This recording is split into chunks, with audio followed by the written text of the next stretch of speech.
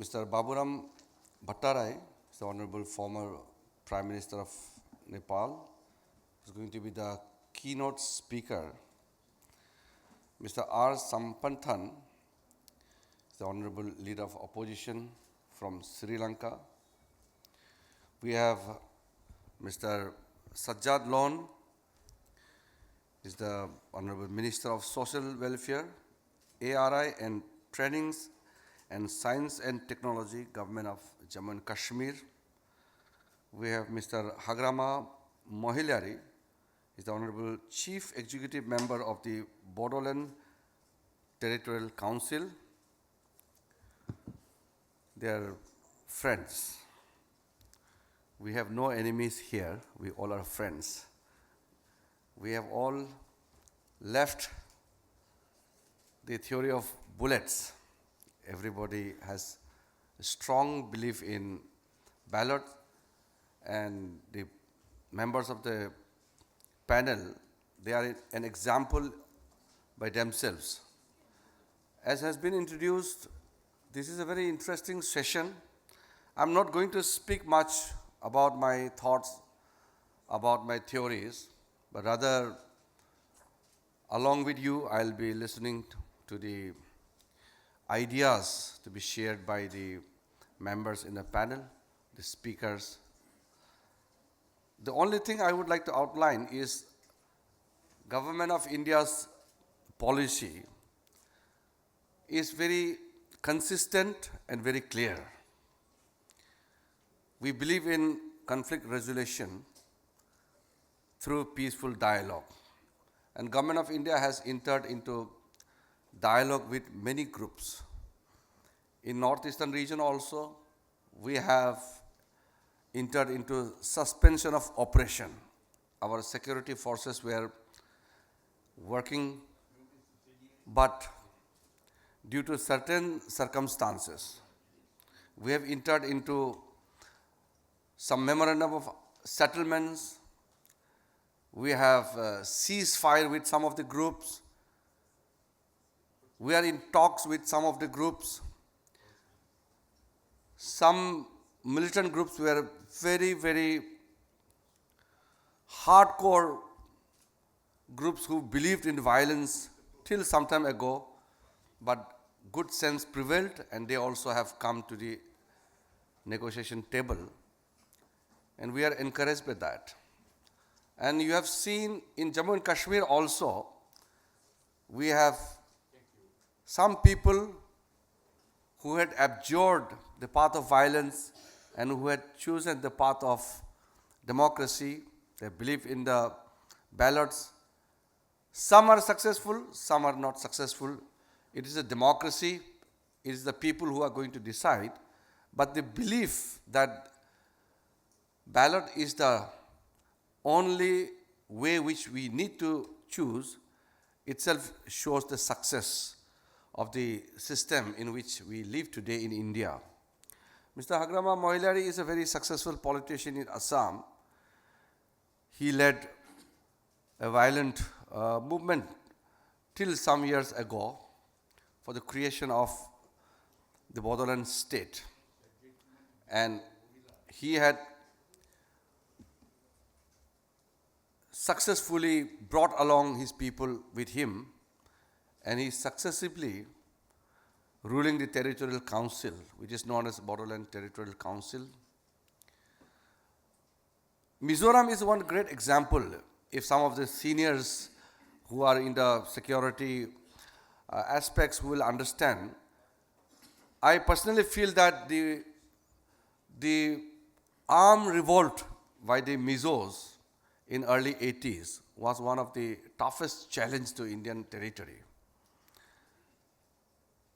And there was some very defining moment those days, how our security forces, the Air Force were used, how our agencies had worked. And finally, when Mizo National Front decided to align with the mainstream, and today Mizoram has transformed into one of the most peaceful state, having one of the highest literacy rate in the country, next only to Kerala. So how things can change? And the other day, the Mizo delegation came to me. They said, now we want to really get into the mainstream. We want to learn Hindi. We want to learn whatever is done by other parts of the country. It's such an encouraging thing to see. When we were young in the school days, we never thought that Mizoram can transform to what we are seeing today.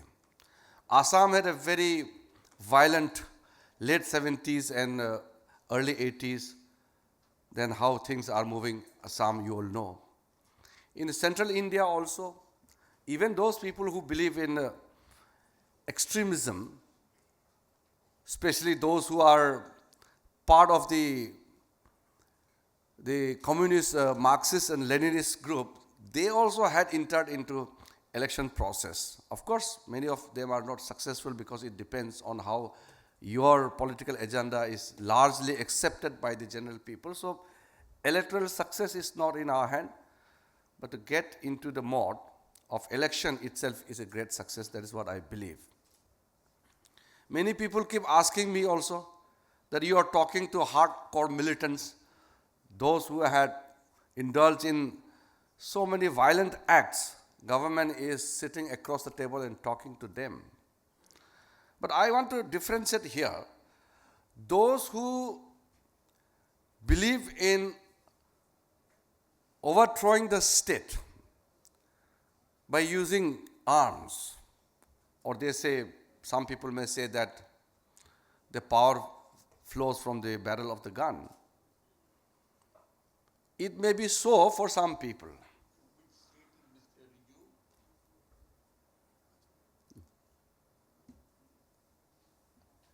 You need translation? Okay.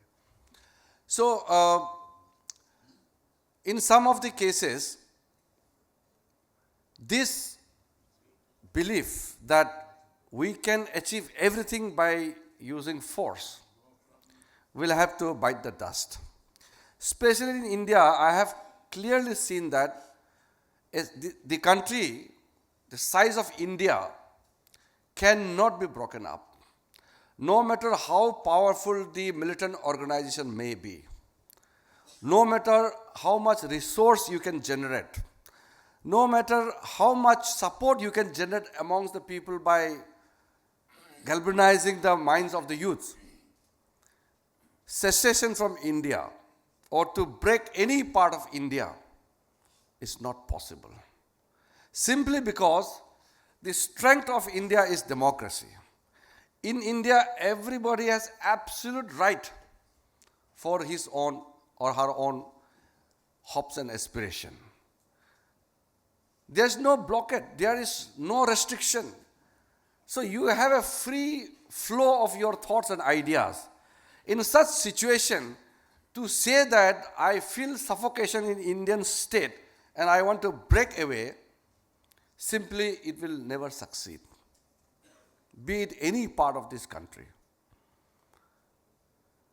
When I assumed this portfolio as Minister of State for Home Affairs, I had met many of those groups, some representatives of the present active militant organizations, some those who have surrendered. Some of them are in negotiation with the government of India. I have clearly told them that since government is ready to talk, with only one condition, that you have to abjure violence, we will talk. It may be at official level, or it may be at the political level. We will understand the issue. But if you don't talk, then the greatest disservice you are going to do is to yourself, your family, your community, and your region. Because you are not going to lead anywhere. So, our policy, Government of India's policy is very, very clear, and as I said, it is very consistent. It will be interesting to hear from the members here in today's list of the speakers. I just would like to say that if you want to rule by force,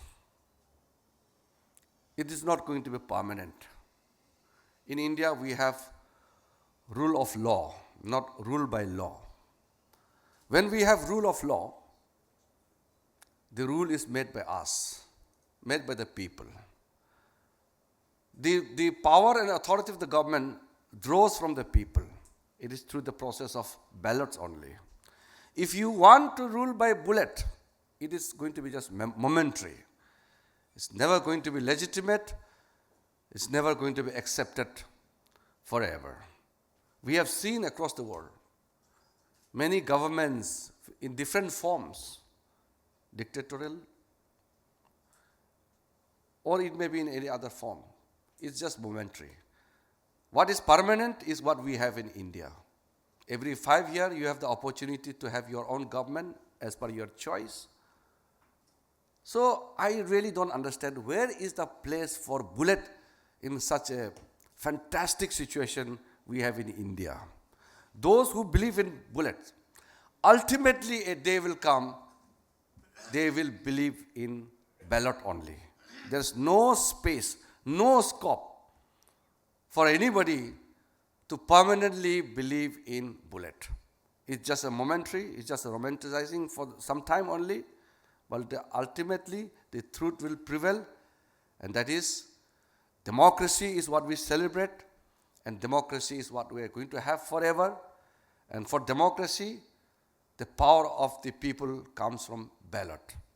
So, ladies and gentlemen, I will not take much time. As I said in the beginning, I'm not here to share my thoughts and visions, but to hear from the distinguished panels.